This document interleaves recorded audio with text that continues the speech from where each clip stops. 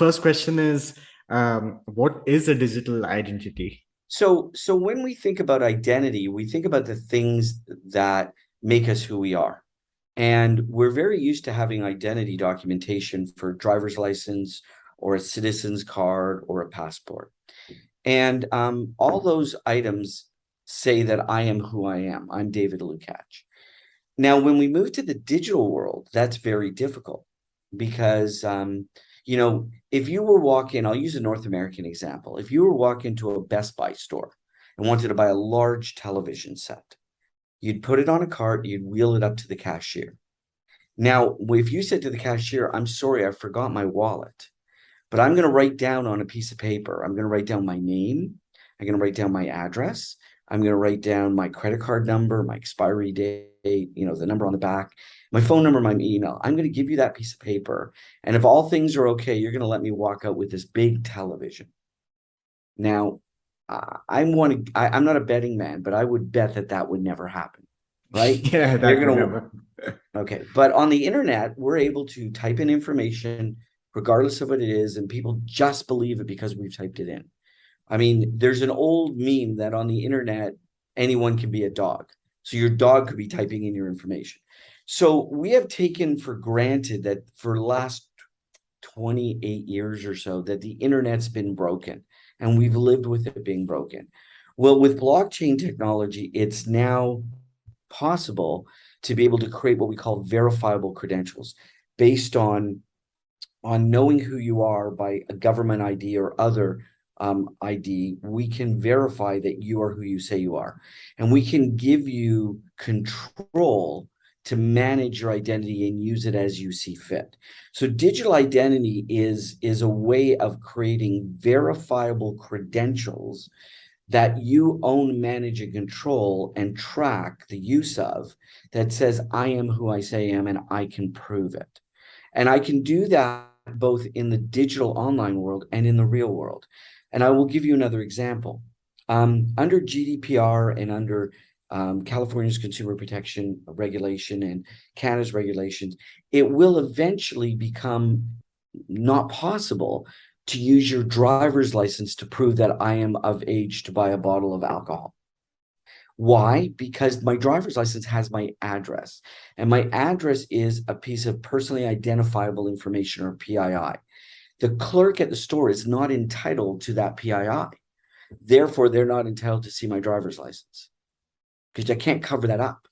So digital identity is something that you can use in the virtual world and the real world. And one last thing, where it becomes important is not only to verify that credit card belongs to me, because financial transactional theft is a $30 billion industry problem worldwide, 9 billion North America, but it also can protect our children and our businesses. So if I'm in a site where I have to be less than 13 to be in, a parent can verify my identity, saying this is my child. If I am walking into an online casino, which says I have to be in a certain jurisdiction or I have to be over the age of, let's say, 21, I can prove that as well. So it removes the bad actor issues that plague the internet today. It removes bots, it removes fakes, and removes hacks. Hopefully that answers that. That was a really good explanation. I haven't Thank heard a you. better explanation. I mean, I have tried reading this a lot. I've tried to gather this information a lot, but you put it in a really, simple and really beautiful way, I must say. It's like a composition. Those words are like a I've had composition. practice, and if you want to talk on the technical level, I can, but I think it's really important for the audience to understand how I would use it. This is my identity. How does it benefit me, and what value does it bring me as a user? Because it's my identity. I own it. That's true. And it's something that most people don't think about. Like, but it's about how much information they need to give out for something. It's like you said, at a liquor store, they really don't need to know where you live, but you just need to know how old I am, so that they know that they're not selling alcohol to a minor, or Exactly. below of age. That's a really interesting point that you have put across. And about which are the companies that are actually pushing this? Which are the forerunners in this space? Uh, Sure. who do you think are actually making some good progress in this space? Any thoughts? Any Yeah. comments Yeah. on that? I mean, what's really interesting about digital identity is that there is an establishment of what we call open standards. So there are different organizations. We're part of the Trust Over IP organization that looks at this, and there's many members. It's Trust Over IP, and then there is there's DeFi associations that deal with identity. But what we've all generally agreed to is an open standard. So, which means that you can create interoperability. This is important. In many organizations or many different technologies, there isn't interoperability. There isn't a way for me to use something. And I'll give an example. When debit cards first came out and transactional cards first came out, there were multiple networks. If you didn't belong to a certain network, your banking card wouldn't work at an ATM. But then everybody got smart and said, you know what? If we have our own groups, but everybody's interoperable, that means I can use my debit card at any bank and we can share fees and all kinds of stuff. And people went, oh, that's great. So even though it promotes competition, there is an open standard. We see the banking industry with Swift and other organizations, although they're separate banks, they all use an interoperable standard to ensure that everyone can work together. It makes sense. So digital identity is something that is so big and affects 5 or 7 billion people that there has to be standards that are set. Now we work on the Aries platform, which means we're part of what IBM is doing. There are other organizations that are doing this. MasterCard's doing it, and we're all unified in trying to find ways to work together. So there's Gartner, the big research firm, identified 16 named firms last November, and we were one of them that were named in the group. And they included, again, MasterCard, IBM, Jumio, Clear. There's so many different ones. But I think what a consumer or a user has to look at is, how is my identity, which I own, I manage, I control, and I'm very forceful on that it isn't we just provide the tools that allow them to manage it. But they have to be in a position where they don't have 17 different forms of ID, because if an ID can be put on 2 platforms, then it can be duplicated. And if it's duplicated, it isn't true identity. Yeah. Right. So the other thing, as you mentioned, Kishan, is that I control what I give. So someone may ask for my name, my age, my driver's license. I can choose what I give and what I don't give. So it's not, and it puts control and value of my identity back in my hands. So it isn't just about identity. It's also about personal data. So now I'm the one that controls my personal data, not a corporation. So it's a big concept that is being worked on, and we are already ready and in market with this for applications in stores and online. That's amazing. Thank you for that explanation. So it's something like, if you want to log into, say, a website, we usually have the pop-up which gives you different options. It says Facebook or Google. Yeah. And now we are heading towards, say, a decentralized identity, right? Is that what you're Oh, that's saying? a good one, because that is a good one. So I'll tell you how easy it's been. How many passwords do you need to remember? Many, correct? Oh, too many. Yeah. Right. And then, once you log in with Facebook or Google, Google knows that you're logging in using they're in control. You're not.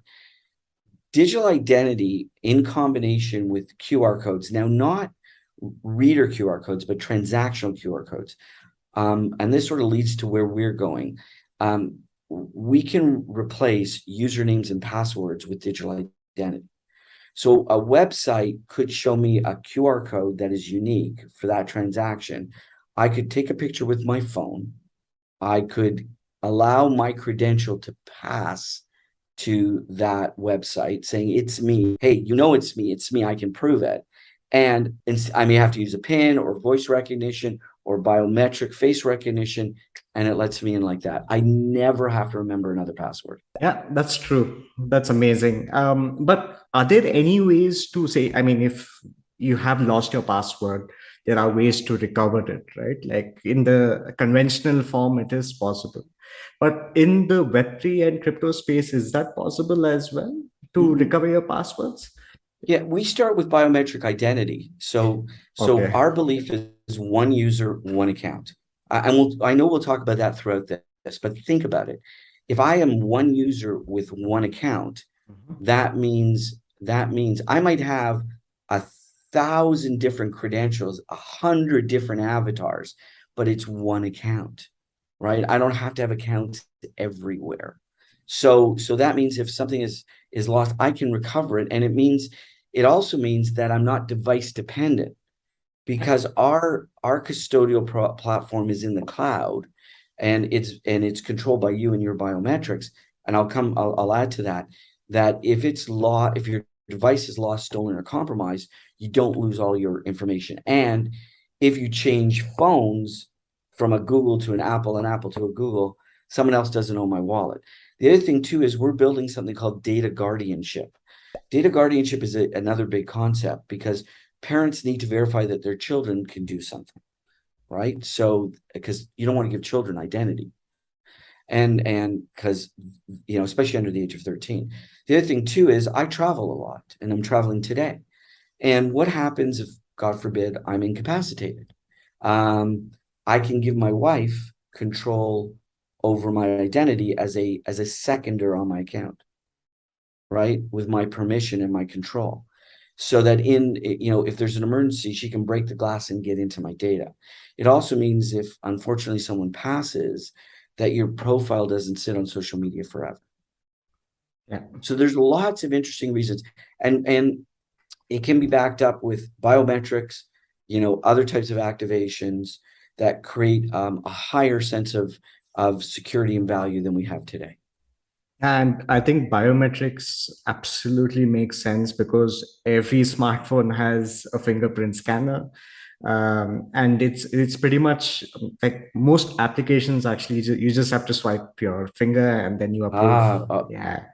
but I have to interrupt there. Hmm. We don't use fingerprint. Why? Okay. Because there are three countries in the world that use fingerprints predominantly. India is one of them, Mexico, Oh. and there's one other. Most other countries, if I asked you to take something out of your wallet that had a verification to it that we could match against, it would likely be a driver's license or a passport. And so we start with facial recognition, the points of recognition, not your picture, but the points of recognition on your face. It's because that's a globally accepted standard.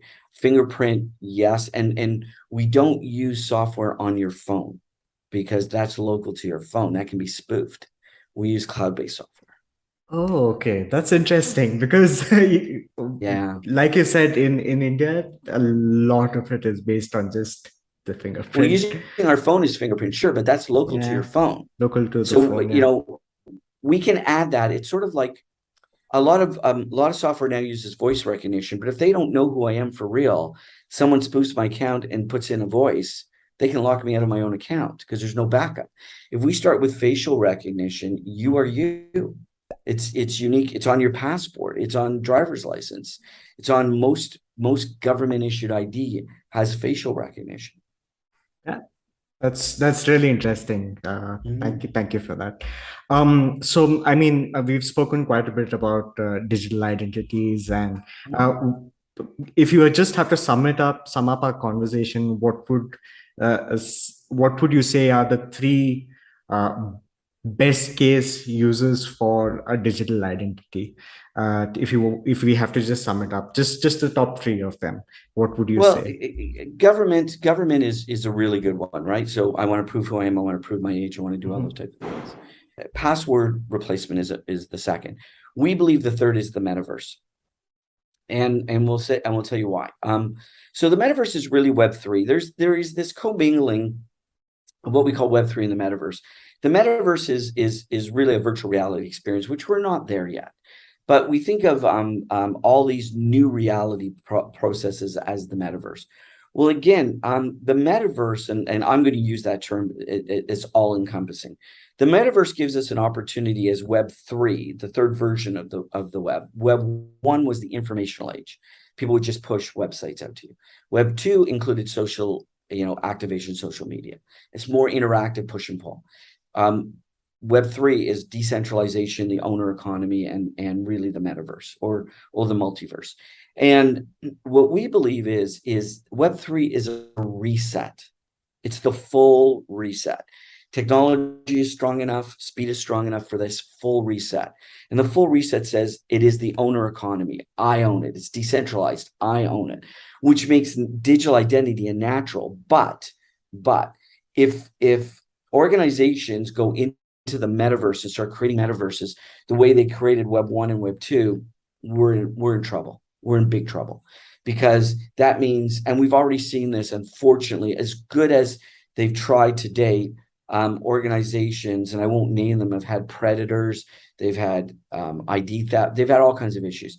We're building something called Aftermath Islands, and it's our metaverse, and we hope it'll be interoperable. We're building it to be interoperable with other metaverses. So other metaverses can have embassies in our metaverse. We hope to do the same. But when we go live this fall, we'll be adding digital identity. And the reason we're adding digital identity simply is because we want one user, one account. Again, thousands of credentials, hundreds of avatars, and we're building something called the Meta Park Pass. And that will allow us to allow others to jump from metaverse to metaverse to metaverse on an interoperable basis. That is the reset. So that's the big Web 3.0 reset. And frankly, you might be thinking to yourself now, well, if I have to give up all my information, no, we can do anonymous verification. We can do a verification that says you're a real person, but we don't need to know more than that. You're just real. And your real person is that one account, that one user, one account. So we think the best cases right now are 1, government and financial, 2, replacement passwords, and 3, and government financial includes education as well. Passwords. And third is Web 3.0, the owner economy and the metaverse. And with Aftermath Islands, which is a globally inclusive platform with play to earn games and all kinds of goods where people can earn their way into owning land. We think this is a great place to start. Amazing. How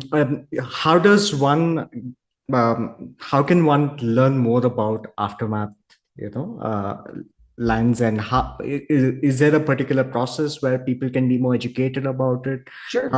Is there some material that we can share with our community so that we can onboard more users? And like you said, a lot of these Web2 companies are doing a lot with the whole metaverse, but it is their metaverse, it is their universe. So that's a Web 2.0, right? That's a Web 2.0. Yeah. We're looking at Web 3.0, where it's a global inclusive economy. So our parent company, Liquid Avatar Technologies, liquidavatartechnologies.com is a great place to go, and to follow us on all our social media, because we talk, I talk at a lot of conferences now. And as I said, I'm in Monaco today, speaking at a conference tomorrow, and I'm actually speaking at a global NFT summit today. So liquidavatartechnologies.com and aftermathislands.com, aftermathislands.com. You can learn about that and what we're doing. And, we're on Discord. We have a great Discord group, our Telegram group, our Twitter. You can learn more. And what I say to people is never be afraid to ask questions, especially when it comes to your own identity. Again, we've been trained since we're little that our identity and our information isn't our own. It is. The government regulations, jurisdictional regulations, all the changing privacy laws globally says my identity is my own. And that allows me not only to control management, but also to benefit from its use.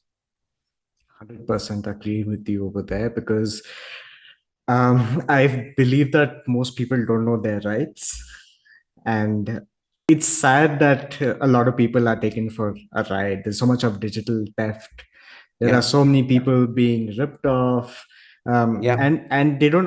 I mean, the one of the main things, like a friend told me, is if a product is free, you're the product. So that's you're the product, exactly. Yeah, you're the product, and that product is data. So I think it's really important that people such as you and visionaries such as you actually bring such a huge change to such systems which are so deeply ingrained and which have taken centuries to reach here, and it's only going to change exponentially and for the better, Yes, hopefully. agreed. Yeah. Agreed. I mean, this generation and beyond will be different than our generation and the existing generation. But you're right, we are the product. Data is more valuable than gold, platinum, or titanium. It is that. And one thing about Aftermath Islands is, just if I could give it a quick plug, is we're also focused on bringing the best user experience. So we're using Unreal Engine 5 as our platform. So we're going to bring Wow. realistic graphics with no download. We're using new pixel streaming technology to allow people to be able to do things with realistic graphics. We are really focused on emulating Ready Player One. That is our, between Snow Crash and Ready Player One, that is our vision. So we are, I mean, you can go to aftermathislands.com and see some of our previews, and they are mind-blowing, just mind-blowing. I am. So I play a lot of games. I play a lot of Me PC too. games. Me too. And yeah, the main reason why this whole play to earn and the whole metaverse angle hasn't been so exciting for me is mainly because, The low yeah, graphics, the low yeah, graphics. yeah. And if you're like me, you see this new game on a mobile and you go, man, the cinematics are amazing. They're amazing. And then you download the game and it's just low res. Oh, give me a break. You take a look at our technology. It's all UE5. It's pixel streaming, so no downloads. You can get the same experience on a phone that you can get on a PC because there is no graphics package. That's amazing. I'm definitely going to check this out. Perfect. I Definitely appreciate going to that. use Go to this. our YouTube channel, Aftermath Islands. Go to our YouTube channel and see some of our videos, including our really cool meta karaoke, where you can sing into your microphone and your avatar can sing along with you. Wow, that's amazing. Yeah. So it's the whole package. Where our company focuses on digital identity, avatars, NFTs, and credentials, and then the metaverse, because we believe it's a complete package. That's amazing. So, in the future, if somebody has to say create worldwide talent hunt per se, Come call us. yeah, we could do we could do Come call something us. on those lines. That would be Yeah, come amazing. call us. Yeah, that's great. We're very lucky. We did a lot of work in the entertainment industry and the sports industry. So we've done work for companies like Disney Oh and wow. Marvel and MTV and Zynga and many others. And fortunately, I'm very fortunate that aside from my technology career, I am a New York Emmy nominated executive producer for television. Oh, So wow. we have a very wide brand. I've done a lot of work in the music industry. So my almost 40 years in technology plus entertainment marketing and the likes and retail marketing is all combined in what we're doing. This is a really cool opportunity. We are technologists and we've been experts in technology for many, many years, banking, language, financial technology, and that's how we got into digital identity. But our fun side, as you say, we're gamers, we're collectors, Yeah. I will tell you that our Aftermath Island, our storyline is built around comic book people. So from Marvel and DC. So our storyteller, our chief storyteller, is the co-creator of Deadpool. Oh wow. So I'm That's telling you, we've got a lot of excitement being built into our metaverse, and it's all free. You don't have to buy in. You can earn your way into land. You can buy land, and land is very, very inexpensive. But we want to create this community where people can work, play, learn, game, entertainment, socialize, and build. This is what we're really focused on. It is Ready Player One, like in our approach. So I think what we're going to do is probably stitch up a few clips of what you might have online, and maybe we can create a Super. small preview for people, and we can share. We have a teaser already up. Go look. Perfect. We have a So 1 minute teaser. We come out yeah, of production. We have a 1 minute teaser. that's amazing. So I think it's really important that you have a really good storyteller as well, and you guys have one of the best because that's the second part, which doesn't really Right. impress me with these games, is because they don't really have a great storyline around it. We Yeah. could do without great graphics, that's all right. But if it doesn't have a good storyline, I don't think the game is playable for me, in Well, my we're opinion. selfish. Yeah, We want yeah, both. yeah. We want both. We want I want something that I want to play. I want something that I want to do. And for me, it's about the story, the cerebral part and the visual part. So it's got to entertain my senses. Got it. I mean, this is not related to Web3, but do you play an instrument? No, you know what? I don't. My daughter is very talented. Okay. I am. I don't. I've always wanted to, but I sang as a young. I don't sing today, but I sang as a young person, and Okay. so I'm very much into music, and I'm into obviously into math, and math is music, right? So, but yeah, I think this whole connection. That's why karaoke is so exciting to me because I'm going to say this. I might be able to sing into a mic. I don't want anybody to see me, but they might see my avatar. So, but at the end of the day, it is about that sensory 360. Now we can't get all of it yet. And when VR glasses come out, it'll be better. And we're already integrating some of that technology as we move forward. But it really is creating that 360-degree experience, right? Sight, sound. We can't do taste yet, but also making sure that cerebrally I'm engaged and I'm excited. That's amazing. I think that pretty much explains what the metaverse experience is all about.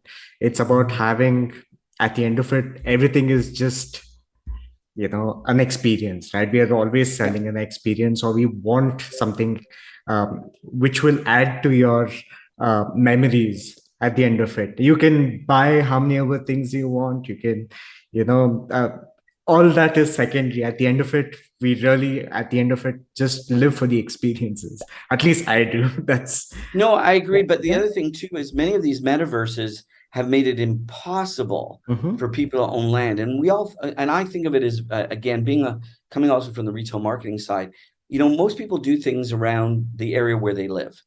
So Hmm. we wanted to be able to create land that was reasonably inexpensive. So we have community islands where you can get very inexpensive land, or through our play to earn platform called Lost Kingdom of Tessari, you can earn land Hmm. through the sale of NFTs that you collect and manage. But the other thing too is that land in our community islands are safe zones. But Hmm. if you decide you can work during the day in a safe zone, go to school in a safe zone, just like a planetary island and Ready Player One, and then you can go out questing on a dragon island or a dinosaur island, right? So we want to create those multiple experiences because it's all about myself. I am the sum of my parts. In digital identity, I am the sum of my parts. And in the metaverse, I am the sum of my parts. So in digital identity, I might be a dad, I might be a family person, I might be a business person, I might be a sports person. Those are different parts of me. And in gaming, it's the same thing. I want to have sim type gaming where Hmm. I am my real life, and then I want to put on my superhero outfit and go questing. Got it. Got it. So, I mean, that's pretty much what I really wanted to understand what you guys were doing, and you've been really, you've been really amazing. Thank you so much for Thank the, you. That's very kind of you. Thank yeah, you. thank you so much for the really simple explanations. And thank you being for so hospitable, and it's been a really warm conversation with you, to be Thank you. honest. And Yes. I do want to have another conversation with you, My pleasure. if you don't mind, because My pleasure. I believe that this is a very surface level conversation that we had, and I got to learn so many more things that you are doing. And I want to get back to you with some more ideas that we By can all means, execute together. anytime. Let's try Uh, not to do it in the middle of the night, though. no, Just no, anytime. as per your convenience. I see. Thank you. I can just I'm very flexible. It's not an issue. No, so am So. I. Generally speaking, the times work. It just and because I'm in Europe right now, I'm not North America. It was much easier. But anytime you'd like, it's our pleasure.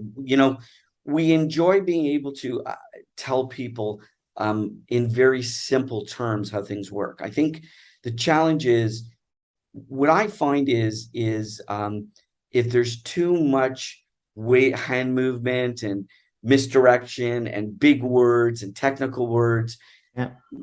that I sort of get scared at that. And Yeah. but I need to know, because this is such an important topic. I need to understand it at its roots. I Yeah. need to understand what the impact is for me, because this digital identity is all about me. The metaverse should be all about me first, because it is about me as a player. So again, I can't stress enough, one user, one account, because for businesses, it also makes sense, because then when I'm marketing to individuals in the metaverse, I know the real people and I'm not spending my money foolishly in marketing to them. Yeah, it's how Twitter has been. It has so many bots. It just has, Yeah. I think about 46+% of bots or something on those lines, I think. And other social media has the same. Yeah, We will not. We will not. yeah. I think it's really important to have real organic communities Mhm. across all spheres of life. You need to have real friends. You need to have real people around you. You need to have Oh, I like the occasional imaginary friend. Don't get me wrong. you know, Keep our, my imaginary friends keep me on track. But but I'm just joking. But you're right. It's important. I think we've given too much credit and shied away from the reality that the internet needs to be. And Web 3.0 and digital identity, the owner economy, and the metaverse brings that all back into focus. I think you've summed it up really well. Thank Thank you you. so Thank much. you. So, it's just an idea that I thought of when we were talking. You were saying you have avatar-based karaoke of sorts. You do have one. Yeah. You So, can see it. You can see it on that reel, and you can see a clip of it on our site. Yeah. so, Go to our YouTube channel. so if I have a few musicians who would want to come and do something on those lines, could we set We could something talk up? about it. It's more so for this fall. We're going to be adding and we're going to be adding locations around the world where Mm-hmm. we can actually connect you up to motion sensors. We can Okay. record a session, Mm-hmm. and then we could play back the session, and you could sing to the session, and actually the motions would be in play. That's amazing. So this is going to be a project that we should definitely work on. By all means, let's keep So in touch. yeah, so just I have performed more than 800 shows as a drummer Wow. all over the world, and Wow. I've shared stages with some really amazing artists. And I think this whole karaoke thing and the performance aspect of it, I think if I can introduce this to the musician community in India and around, at least in my town or my city, I think it'll be really great. So Cool. And we I'm going have to we talk to have you about thousands of licensed songs as well. So we have all the amazing. rights cleared for songs. Super. So what I'm going to do is I'm going to set up a quick karaoke session for this, and Well, the karaoke is available in the fall. We're only the demonstrating it fall. now. Okay, Yeah. only the fall. Okay, okay, fine. Yeah. So I Yeah. mean, We're doing the but demos yeah, now. yeah, yeah, but we will keep But in we'll touch. we'll keep in touch anyways. We'll Yeah, keep in touch. and Absolutely. thank you so much, David. Yeah, Thank and you. It's been a thank you so pleasure. much. Thank you. Thank you. Be Yeah, well. Bye-bye. bye, bye, bye, bye.